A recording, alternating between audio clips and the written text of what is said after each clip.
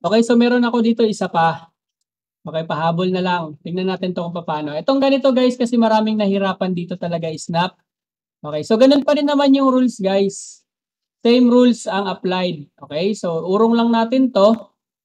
Ayan, so check nyo ulit kung meron mga additional na mga points para hindi kayo mahirapan. Tapos, syempre nakatilde ang ano natin, nakatilde ako. Okay, nakatilde.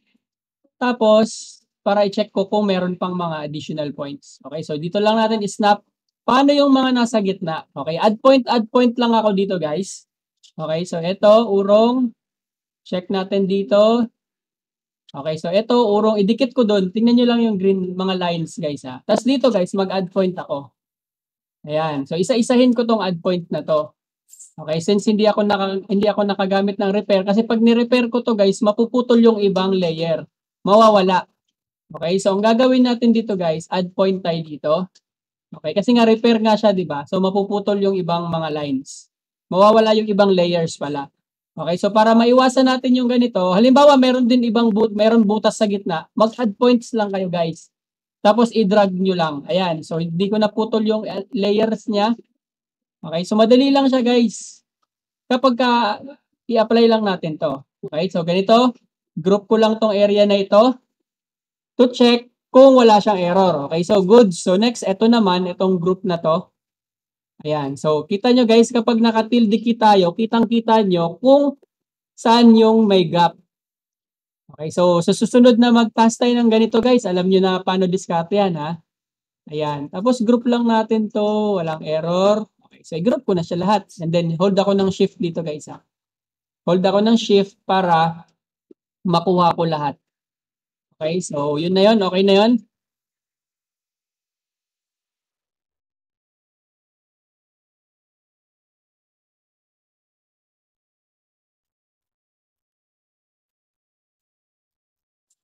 Ayan, so yun lang naman yun guys. Paano natin mag-group yun? So check natin ulit kung meron pang error. Ito may gap. So idugtong lang natin. Okay, so tanggalin ko lang tong points. Ayaw niya ma-add point, ma-delete point, gamitin nyo repair. Letter Z. Ayan. Tapos urong. Ayan, urong-urong lang. Yun, tapos group. Kung okay na, i-group natin. Make sure naka-group ang buong buildings. Ayan, group na natin. Hanap tayo ulit. Check natin itong mga maliliit na to. Okay naman. Ito, checks. Ayan, meron pa ako isa dito. Sana ba yun? Nawala. Ito. Okay, so tilde tayo. Ayun, kita nyo naman, di ba? Hindi nyo masyado nakikita, pero pag nakatilde kayo guys, pansin yan masyado. Okay, Control T. Nag-Y lang ako kasi na-delete ko yung isa. Ayan. Sumobra sa Control Z. Pag sumobra kayo sa Control Z guys, mag-Control Y kayo ha. Para bumalik. Kasi pag halimbawa, sumobra kayo sa Control C, yung mga inayos niyo sa kabilang side, mawawala rin yon. Okay? So para hindi niyo magkamali na mawala, Control Y kayo. Okay, so meron ako isa dito mahaba pa. Okay, so paano ba to? I-group ko muna to. Okay, walang error. Check, ganito lang guys. Check ko tong layer na to. To check kung kung pwede ko siyang i-group as a whole. Ayun, so nakita ko na merong nag-orange, so ibig nakita ko na kung saan ang salarin. Kung bakit hindi niya to mag-group. Okay, kasi nga, ito guys, nakikita niyo orange guys, ayan yung merong gap. Okay, kaya niya hindi na-group to as a whole, kasi nga hindi niya to na-snap. Okay, so kita niyo guys, kapag nagtitilde tayo, nakikita niyo kaagad yung kung ano yung issue sa building, kung bakit hindi siya bakit nagkakaproblema kapag i-group natin.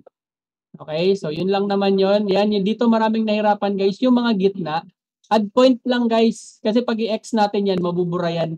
Pag nag-repair tayo doon, mabubura yun. Ayan, pag nag-X ka dyan, tingnan nyo guys ha, pag i-X ko yun doon, mabubura yung sa kabilang side. Magdudugtong kasi sila guys.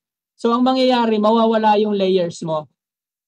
So para hindi mawala yung ibang layers guys, hindi sila mag-snap or hindi sila mag-merge kasi nga ni-repair mo siya, gamit tayo ng add point. Ayan. So, goods na, di ba?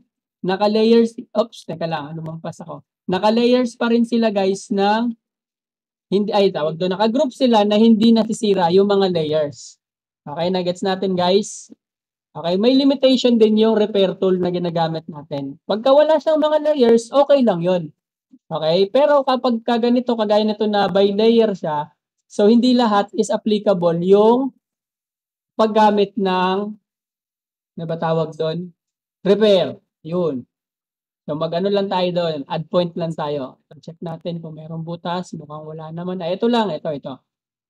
Dugtong lang yan. Okay, so additional tip lang to guys ha, kung in case no, kasi nga ibang senaryo naman to, baka sabihin nyo, hindi gagana yan sa ibang side sir. Gagana yan. Ito kay sa lahat yung mga pool natin, ito lang ginagawa ko guys, nag-edit and pass lang din ako sa mga task. Okay, so kanina ko pa yan ginagawa, hindi tayo abutin ng matagal sa isang project.